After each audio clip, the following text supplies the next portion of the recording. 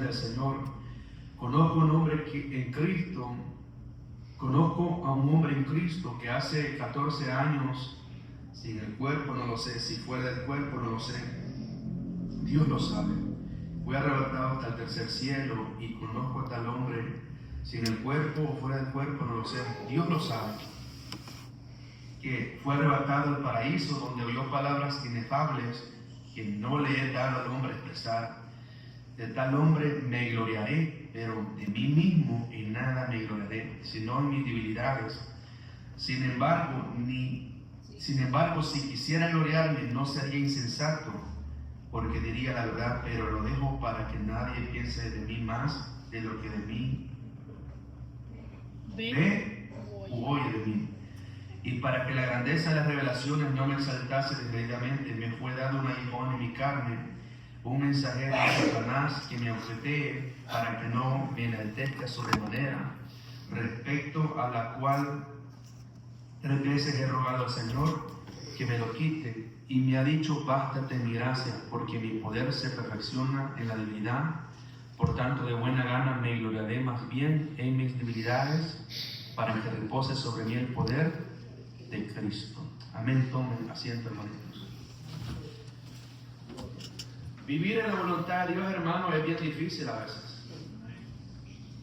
Yo estaba pensando esta mañana, de la mañana vengo pensando en esta enseñanza, que la mayoría de nosotros como seres humanos vivimos en un mundo muy acelerado y que muchas veces, hermano, queremos controlar la vida, queremos controlar nuestros hijos, queremos controlar el tiempo, queremos controlar el dinero, queremos controlar todo, hermano. Y como cuando, y lo duro es que cuando las cosas no nos salen como esperamos, nos frustramos, ¿sí o no? Como que uno se siente decepcionado, se siente fracasado al ver que lo que yo tenía en mente no se dio así como yo tenía un plan. Un ejemplo claro, cuando venimos a esta nación, venimos por un propósito, muchos decimos 2, 3, 4, 5 años. Y hoy, de gratis nos están mandando, nadie quiere ir, ¿cuánto la Cristo? Y veníamos por 3 meses, por 5 años. Y ahora hasta con boletos regalados todavía la están pagando. Porque a veces nuestra voluntad es una cosa. Nuestra voluntad siempre va buscando los beneficios, sentirnos bien. Nuestra voluntad siempre es que nuestra familia tenga comida, que nuestra familia tenga vestido, que nuestra familia tenga un techo. Nuestra voluntad siempre es estar sano, estar bien financieramente, estar, hermano, intelectualmente perfecto. Y en el ámbito espiritual también lo mismo, estar, hermano, en paz con los hermanos, estar bendecido espiritualmente, que Dios lo use, que Dios lo levante. Esa es nuestra voluntad. Pero a la luz de la palabra nos damos cuenta que la voluntad de Dios es totalmente a la de nosotros. La Biblia nos enseña, hermano, que nosotros constantemente, la voluntad de Dios muchas veces nos enseña que es contraria a la de nosotros. Nuestra voluntad probablemente ahorita quisiéramos estar en la casa haciendo cosas, la voluntad de Dios era esta, que estuviésemos aquí. La voluntad muchas veces queremos nosotros estar sanos, la voluntad de Dios que muchas veces permite la enfermedad para gloriarse. Pero ¿cómo cuesta entender eso? Cuesta muchas veces, porque muchas veces nosotros pensamos que nosotros sabemos lo que nos conviene o lo que necesitamos. Pero Dios ya sabe de dónde estamos necesitados. Dios ya sabe de dónde estamos cojeando. Yo le hago una pregunta en esta hora. ¿Era la voluntad de Dios que Job perdiera a los hijos y que se enfermara? Sí lo era. Dios lo permitió. ¿Era la voluntad de Dios que Lázaro muriera? Todo lo que pasa es la voluntad de Dios. Todo lo que está establecido aquí en el cielo y la tierra es la voluntad de Dios. Nada pasa sin que Dios nos lo permita. Por eso que nosotros como cristianos vivimos bendecidos, hermanos. Nosotros dice la Biblia que no tenemos temor a malas noticias. Si algo nos pasa, nos enfermamos, pues gloria a Dios. Si nos pasó algo, pues gloria a Dios. Pero vivimos tranquilos porque todo lo que nos pasa es porque es la voluntad de Dios. En cierta ocasión, voy a comparar 2 ejemplos. Voy a poner el salmista David. Cuando Dios lo llama al ministerio de ser un rey, David no buscaba reinado, hermano. Él estaba con las ovejitas en el monte. Él estaba tranquilo con el arpa. Él no pensaba en reino, él no pensaba, hermano, en liderar. Él lideraba ovejas, no personas. Pero Dios vio algo en David. Y la voluntad de Dios se movió tanto a David que vio, a pesar que él no era un general, no era ningún soldado del ejército, en el corazón de David había amor y había valentía y había temor de Dios. Entonces la voluntad de Dios fue más allá que lo que nosotros hubiéramos hecho. Tal vez nosotros hubiéramos ungido a un soldado, como Samuel pensó, un general hubiera ungido como rey, como sucesor. Pero la voluntad de Dios era que David, el jovencito, el pequeñito, el que no tenía experiencia en reinar, el que no tenía linaje real, el que no tenía ni siquiera sus padres, hermanos, creían en David, ni siquiera, hermanos, sus hermanos creían en él, pero la voluntad de Dios era que David llegara al reinado. Pero para que esa voluntad se cumpliera, también Dios lo permitió que David fuera procesado. Se levantó guerra en su misma casa, se levantó guerra en el mismo reinado de él. El mismo rey lo quería matar. Se levantó guerra y traición de sus mismas familias. ¿Pero por qué? Porque era la voluntad de Dios. Aleluya. Yo quiero que entienda esta mañana. Muchas veces nos frustramos cuando tal vez en nuestra familia hay guerra, hay pleito, hay discordia, disensión. Pongámonos a pensar que tal vez Dios ha permitido eso para formar nuestro carácter, para que nosotros entendamos que, hermanos, que nosotros dependemos de Dios. Y que nosotros muchas veces, a veces nosotros tal vez nos sentimos mal porque tal vez las cosas nos han salido mal, pero ¿qué tal si es la voluntad de Dios? David, cuando llegó a entender la voluntad de Dios, llegó a un nivel tanto que tuvo la vida de Saúl en sus manos en la cueva. 2 veces lo perdonó la vida. Dijo: me libre Jehová de tocar el ungido. 2 veces lo pudo haber matado, y como el pueblo lo quería a David, automáticamente lo mata y el pueblo lo hubiera seguido. Pero esa no era la voluntad de Dios, y David la sabía. David sabía esperar el momento correcto, que si algo iba a hacerse de parte de Dios, Dios se lo iba a dar. Dios lo iba a honrar, Dios lo iba a promover, Dios lo iba a levantar. ¿Y cómo cuesta a nosotros, hermanos, entender eso? Muchas veces nosotros como seres humanos, como cristianos, muchas veces, bueno, lo repito, vivimos una vida acelerada. Una vida que queremos todo lo de Dios y también todo lo de la tierra. Pero muchas veces no aprendemos a vivir en la voluntad de Dios. Nos cuesta vivir en la voluntad de Dios. ¿Nos hemos preguntado alguna vez si estamos nosotros caminando en su voluntad?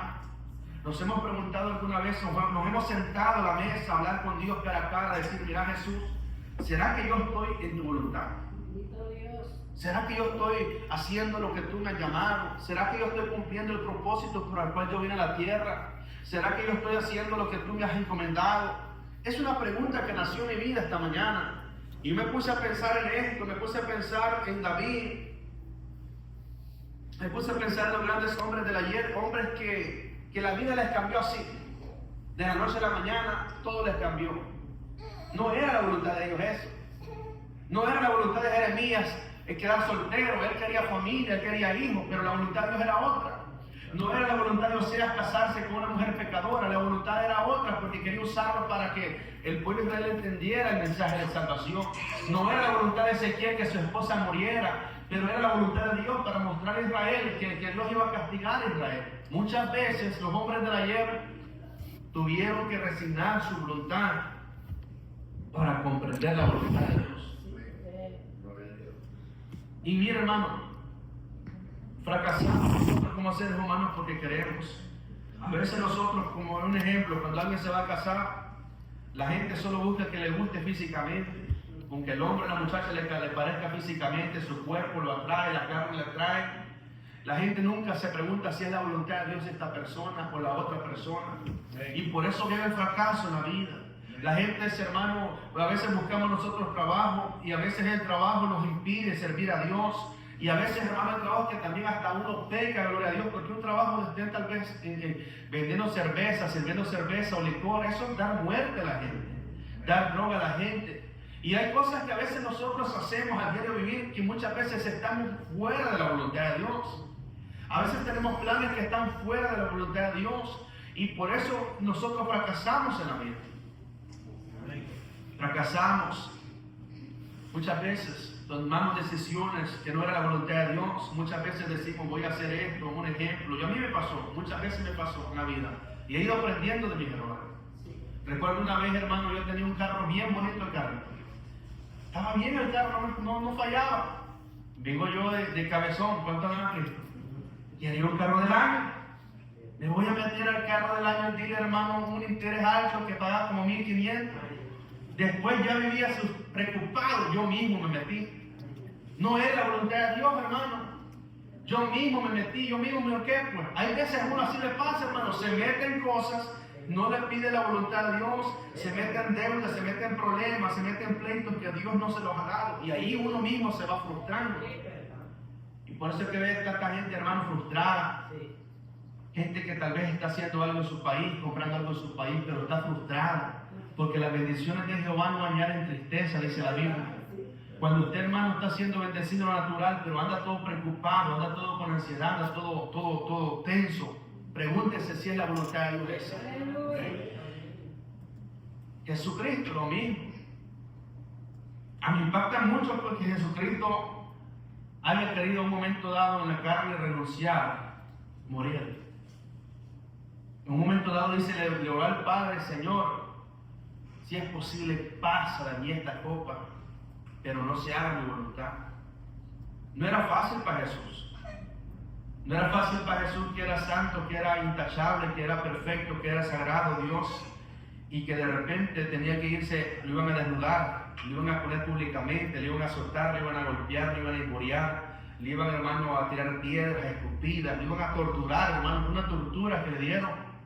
Según los historiadores dicen que cuando que se le descubrió el costado, eso significa que se le veían las costillas a Jesús. De tanto latigazo, mi maestro, la carne se le fue arrancando de la espalda y en los costados.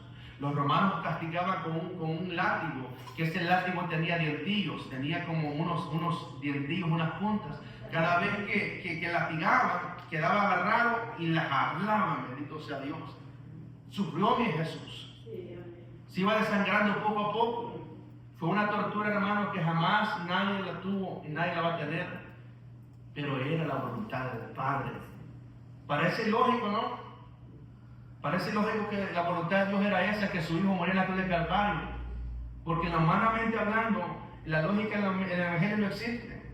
La lógica en el Evangelio no existe, los sentimientos en el Evangelio no existen, hermano. La mucha amistad en el Evangelio no existe. La voluntad de Dios va más que la familia, va más que la amistad, va más que toda esta tierra. Y Jesucristo, como cumplió con la voluntad de Dios, gracias a esa muerte y esa sangre derramada, hoy estamos acá. Estamos bendecidos. Nos sentimos fuertes en Jesús. Sin Jesús estamos fracasados. Por un hombre que pudo rendir su voluntad para hacer la voluntad de Dios. Yo quiero que sepan esta mañana, hermanos, los hombres del ayer. Yo tengo una predicación del apóstol Pablo. Voy a tocar un poco. Los hombres del ayer no tenían derechos, no tenían voluntad, no tenían tiempo, no tenían esperanza de esta tierra. La Biblia dice que Jesús los puso como burla de la gente. Los ponía ahí como que dice que los asustaba. Los hermanos, el precio de los hombres del ayer fue amargo, pero era la voluntad de Dios. ¿Para qué? Para que el Evangelio fuera expandido. ¿Qué quiero yo llegar a esto? Muchas veces nosotros nos cuesta vivir la voluntad de Dios, porque nos cuesta doblegar nuestro ego, nos cuesta doblegar nuestra carne, que esta carne, doblegar esta carne es lo más difícil, hermano. Eso es lo más duro que podemos haber. Porque esta carne, yo sé que cuando usted vino en la mañana, tal vez usted quería dormir ahora, o su cafecito lo tentó. Imagínate un cafecito con pan ahorita, unos frijolitos con crema. ¿Sí o no? Y no peca uno, pues porque es la ley de la vida, no peca uno. Pero es la voluntad mía. La voluntad de Dios es diferente. Pablo entendió que la voluntad de Dios muchas veces le tenía que el apóstol Pablo estar de vigilia, muchas veces tenía que estar en misiones, muchas veces tenía que estar predicando, muchas veces era azotado. Hasta el día de ahora nosotros, más bien la gente aplaude y hasta ofrenda los regala. A los hombres de ahí los apedreaban, los perseguían, pero era la voluntad de Dios. Entonces quiero que se haga en la mente algo en esta noche. Cuando vengan los procesos, las luchas, los golpes, los dardos del diablo, las contiendas, los pleitos, es parte de la voluntad de Dios, es parte del Evangelio. Y Jesús permite muchas veces, yo cuando voy a la raíz, cuando voy al corazón de este mensaje que hemos leído, para ir entrando en lo que quiero decirles esta mañana,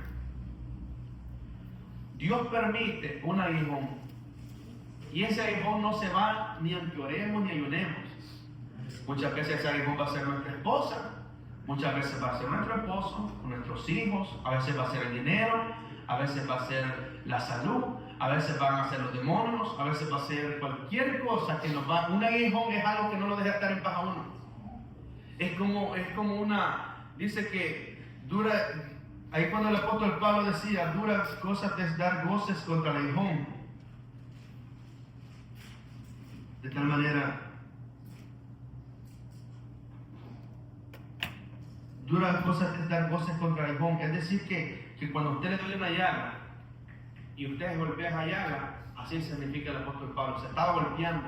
Como quien dice, el aguijón es algo, hermano, que lo tortura, algo que no lo deja estar. Es como la sarna que tenía Job, pues. Ese no lo dejaba quieto, por eso él se echaba ceniza, se rascaba, porque él le picaba tanto, no lo dejaba en paz. Así es el aguijón. El aguijón es lo que nos mantiene buscando de Dios. El aguijón muchas veces es lo que nos mantiene conectados a Dios, porque si Dios nos quita esa cosita, nos acomodamos. Si Dios nos quita esos dardos del infierno, los acomodamos. Nosotros constantemente tenemos un aguijón que muchas veces puede ser nuestro propio carácter, puede ser nosotros mismos, nuestra propia humanidad, nuestros propios sueños y anhelos puede ser nuestro aguijón. Cuando Dios dice, bueno, es tenerla algo, y de repente Dios dice, te lo voy a quitar, perdona, y usted anhelaba esto, y de repente lo perdió, todo su esfuerzo cayó a la basura, por decirlo así. Ese puede ser su aguijón.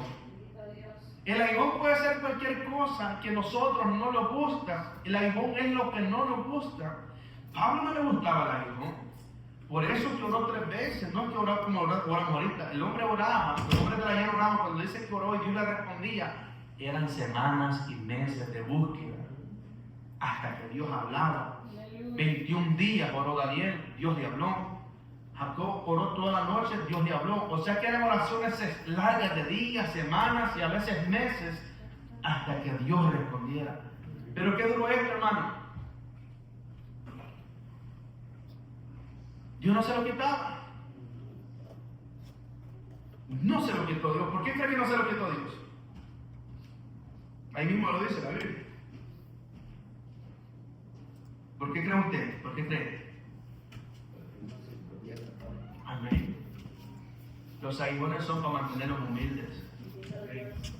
Es como cuando el chompipe tiene las patas chucas. ¿Cuánto más es lo único que tiene el chompipe, el pavo real de desperfecto son sus patas. No lo sabe usted. Es lo único. De ahí todo es hermoso del pavo real. Es una hermosura verlo. En su esplendor, en su realeza, sus plumas. Es una hermosura. Pero tiene un defecto que son las patas chucas. Y cada uno de nosotros, hermano, en cada iglesia, cada hogar, el hogar por perfecto que parezca, hermano, hay un aguijón. Cada niño, que uno diga que obediente este niño, hay un aguijón. Hay aguijón en cada uno. Aún nosotros tenemos muchos aguijones. Eso es lo que nos mantiene en la tierra. Eso es lo que nos mantiene que puedo entender al hermano que está debilitado. Eso es lo que nos mantiene que así como yo tengo un aguijón, puedo entender a aquel hermano que antes camina, que antes está luchando. Sin ese aguijón, yo me pudiera gloriar. Sin ese aguijón yo pudiera decir fácilmente, hermano, la gente es mediocre, cobarde, son aquí, son allá. Yo tengo otro nivel. Pero gracias al aguijón que yo tengo, me mantiene en la tierra, me mantiene con misericordia, me mantiene, hermano, recapacitando que sin Dios no soy nada. Esa es la voluntad de Dios. ¿Qué tenemos que hacer entonces? Aprender a vivir la voluntad de Dios. En mi caso yo tenía, mis sueños eran, ¿sabes que yo quería estudiar? En lo secular quería estudiar yo, aún después, ahorita que uno puede estudiar. Gracias a Dios en Estados Unidos uno puede seguir estudiando, aunque tenga una edad, no importa. Usted puede tener 100 años y quiere seguir estudiando, sigue estudiando. En mi caso tenía sueños y anhelos de estudiar, de un día ser profesional, de un día, hermano, ser alguien en esta tierra, secularmente hablando, porque no era el sueño de Dios. Totalmente me cambió Dios todo. Me cambió Dios todo. Que ahora más bien me preocupo más por la iglesia que por mi propia familia. Mi preocupación son más, yo no los conocía muchos de ustedes, ahora más bien me preocupo más por muchos de ustedes que por mi propia esposa y mis propios hijos, porque ellos están bien. Esa es la voluntad de Dios para mi vida. Yo la he entendido y me he negado a eso y le doy gracias a Dios por eso. Usted tiene que entender cuál es la voluntad de Dios para su vida. Cada uno de nosotros, su pleito tiene que hacer cuál es mi voluntad. Yo no creo, hermano, que Dios nos haya traído a esta tierra solamente para comer baleadas y chuchitos y morir. ¿Por qué ustedes? Por ejemplo, yo tengo una buena amiga en El Salvador, tiene plata, tiene casa, tiene terreno, y todavía no se conforma, tiene una tiendita que solo hielo vende, y vendiendo hielo pasa todo el día en la iglesia, ¿no? Y se va a morir, y es tan duro de corazón que prefiere aguantar hambre porque todo está caro, dicen. Agua toma, no toma ni siquiera leche, porque es duro, tipo duro, que cuando uno lo ve en la calle dan ganas de darle una cola porque ni ropa compra, hermano. Son millonarios y van a morir. ¿Y para qué tanto dinero? ¿Para qué tanto dinero?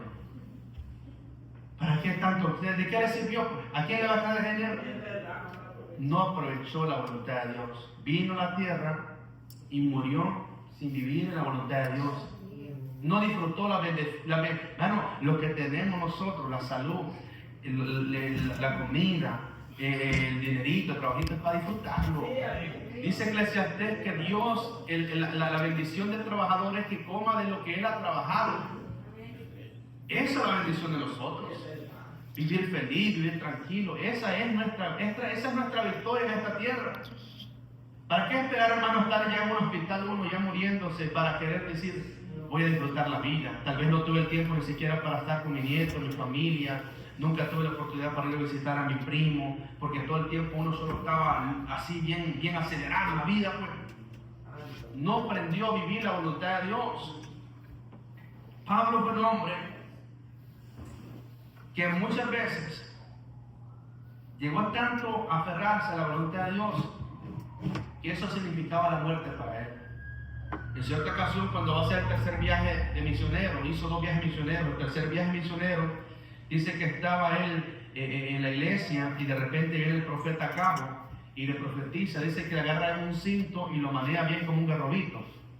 Dice, los cintos de este varón, así será llevado y lo va a sufrir y lo van a matar por causa del evangelio. Y la iglesia lloraba, dice. Y Pablo dice, no estoy dispuesto solamente a ir al preso, sino hasta morir por el evangelio. Esa era la voluntad de Dios. Qué duro es, mi hermano, resignarse hasta cuando uno va a morir. No sé si ha puesto a pensar eso usted. Nadie se quiere morir. Nadie lo obligó a un rico. Más uno que tiene muy joven, uno lo piensa 2 veces, ¿no sabes qué? Es verdad. Sí. Todos queremos vivir. Tienen niños chiquitos, ¿quién va a querer morir? Y los que ya tienen nietos, ¿quién se va a querer morir? Es que es verdad. La voluntad de Dios llegó a tanto al extremo de Pablo que lo dio, te vas a ir para allá, pero va a ser tu último viaje. Ya no vas a ver más a la iglesia, vas a morir allá. Dios demostró hasta dónde iba a morir y cuándo iba a morir. Y él estaba dispuesto a hacer la voluntad de Dios. La voluntad fue tan grande como Jesús, que Jesús sabía dónde y cuándo y a qué horas iba a morir. La voluntad de Dios fue tan grande que Jeremías sabía que iba a morir solo. Nunca se casó, nunca tuvo hijos. Iba a morir el hombre con la ciudad hecha a pedazos y Israel como esclavo. Todos los hombres de la hermano murieron bajo la voluntad. Por eso son héroes de la fe. El tema es viviendo la voluntad de Dios. ¿Qué es lo que hay que hacer? Aferrarse a la voluntad. Es la perfecta. ¿Le ha ido mal en la vida? Dele gracias a Dios. ¿Fracasó? Dele gracias a Dios. Una vez oí una predicación, hasta ese momento yo no la entendía, porque a veces uno es muy religioso. Cuando uno está con todo, pues bien ayunado, bien orado, y tal vez cuando está empezando el evangelio, uno no se ha caído. Uno piensa que está con todo a otro nivel. Yo recuerdo que estaba joven y y uno está bien sometido al Evangelio. Y una vez un predicador dijo, esta predicación que me gustó mucho, me marcó esa predicación. Cada predicación uno tiene que atesorarlo, es como cuando usted tiene un cantarito. Aunque ahorita no tenga sed, usted echa un cantarito. La predicación es como agua. Más adelante va a tomar de esa predicación. Es como un pan que va metiendo ahí en la mochila, ahorita no tiene hambre. Los consejos que he oído yo en matrimonio, yo no estaba casado, yo los oí y me han servido desde ahora. Pero en esa ocasión el predicador predicaba a los que aman a Dios todo ayuda para bien y hablaba de muchos hombres que incluso pecaron, incluso cometieron grandes pecados, incluso mataron. Y yo era claudicado en mi mente, pero ¿en qué va a ayudar para bien que alguien peque? ¿En qué va a ayudar para bien para que alguien se aparte del Evangelio? En mucho. Después entendí, ¿no? Ayuda, ¿por qué? Porque uno ahí valora lo que ha perdido. Ahí valora donde uno estaba, como dijo Pródigo, valoró hasta que no tenía nada. Después que tenía todo, que le servían la comida bien calentita, después andaba comiendo con los cerdos. Después de ser alguien que daba órdenes, lo andaban dando órdenes para ir a bañar los cerdos. Valoró, y como el hombre amaba a Dios en su corazón, pues le sirvió para bien. Todo sirve para bien. Cuando David pecó, aún ese pecado le dio para bien a David. ¿Para qué? Para él tener misericordia de las siguientes generaciones. Todo ayuda para bien, hermano. ¿Sabes cuál es la clave aquí? Aprender del error. Salir del pasado. El problema de la iglesia de Dios que vive solo en el pasado. Solo en el pasado vive. Y no puede vencer esa cadena que el diablo pone en la mente. Y esa cadena hace que uno no pueda orar con libertad. Uno pueda pedirle a Dios con libertad. Uno se siente indigno de todo. ¿Por qué? Porque el pasado, el diablo lo está acusando a uno. Dios, hermano, para perdonar a uno es un segundo lo perdona. Amén. Solo es cuestión que confesemos nuestras maldades. Concluyo. Bástate mi gracia, Dios Jesús, a Pablo. Porque en la debilidad del hombre se perfecciona mi poder. Porque mi poder se perfecciona en la debilidad. El poder de Dios se perfecciona en la debilidad. A veces uno piensa que porque está buscando a Dios uno está fuerte. Y es verdad. Pero esa es una fortaleza que nosotros mismos hemos construido. Nosotros mismos hemos esforzado. Por ejemplo, ahorita estamos leyendo la Biblia, estamos orando. La noche vamos a andar con todo. Aleluya. Sí, pues. Vamos a andar fuertes espiritualmente. Amén. Estamos concentrados en Jesús. Pero hay momentos que esa fortaleza no la construimos y hay momentos que estamos débiles. Hay momentos que no hemos orado, no hemos ayunado. Hay momentos que lo sentimos sin fuerzas. Nos sentimos, aunque estemos ayunando y orando, nos sentimos sin fuerzas. Ni para levantar la voz tenemos fuerzas. Se siente una atmósfera pesada, hermano, que uno siente como que uno solo se poste a orar y como que anestesia le mete el diablo. Y no puede levantar la mano uno. Yo por eso, hermano, al principio, yo vuelvo y lo repito, yo me enojaba con la iglesia. Yo me enojaba porque yo veía a los hermanos, yo bien cansado, venía a veces y todo cansado, asustado, antes no me habían matado, me daba vuelta en el bebé. Y a ver los hermanos que vienen tarde y bostezando y todavía sentarse. Entonces el diablo le viene a la mente a uno mi vista. Pero me di cuenta que es algo que están débiles en el espíritu. Cuando alguien está débil en el espíritu, no puede hacer nada. Es como cuando alguien está débil en la carne. Solo va a estar dormido. Ni comer va a poder. Una persona débil en la carne, hermano, no puede ni levantarse ni caminar. Pero ahí conocemos a Dios. Ahí conocemos a Dios cuando pensamos que Dios no va a usar este día y Dios te usa. Ahí nos damos cuenta que Dios es bueno. De repente las puertas se cerraron, de repente se cerró una puerta. Ahí nos damos cuenta que el milagro es Dios. Ahí nos damos. Eso es lo que el apóstol Pablo le decía. Jesús le decía a Pablo: Pablo, te sentís enfermo, tal vez te sentís caído, te sentís matado, Pablo. No importa, ahí me vas a conocer. Las mayores victorias, las mejores maneras que yo he visto la gloria de Dios en mi vida es cuando siento que no he podido. ¿De verdad? Cuando siento que no puedo, cuando siento que ni palabra tengo y de ese día como que mejor prediqué. Porque la debilidad. Es necesaria la debilidad, hermano. Es necesaria la debilidad. ¿Cómo conoceremos el pueblo que tenemos? En la debilidad, en los peores momentos, en los momentos más duros. Y la debilidad es necesaria para nosotros, porque ahí nos damos cuenta que el poder de Dios es grande. Amén. Así que vamos a dar esta enseñanza aquí.